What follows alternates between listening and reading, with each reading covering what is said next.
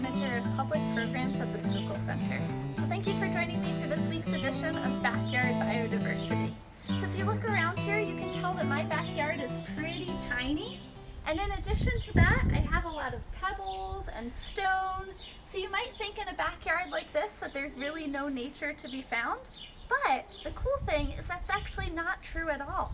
Today I'm going to show you two plants that I have growing in my backyard that you might find in your backyard as well. So we're going to start out right over here. So this first plant that I have is called catchweed, but it goes by any number of names. It's also sometimes called cleavers or gripgrass, but the name that I like best is sticky weed because that describes exactly what this plant does. So this plant is really good at sticking to things. Not only will it stick to itself and to other plants, but most importantly, it will stick to us and other animals. And you might be wondering why that's so important.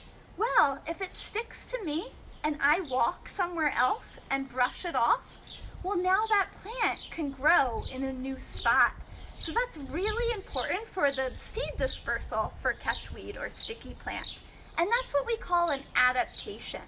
So that's a really long word, but all that long word means is that it's a trick that a plant or an animal uses to help it survive.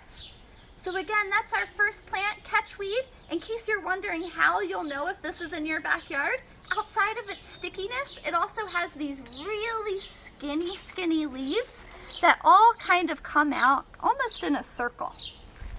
Right, for our second plant today, I'm going to walk down here. The second plant that I want to introduce you to is called ground ivy.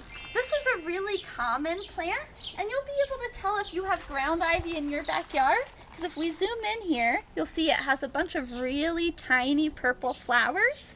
And in addition to that, it has two leaves that come off from the same point, and its leaves kind of look like little hearts. They also kind of look like mint leaves.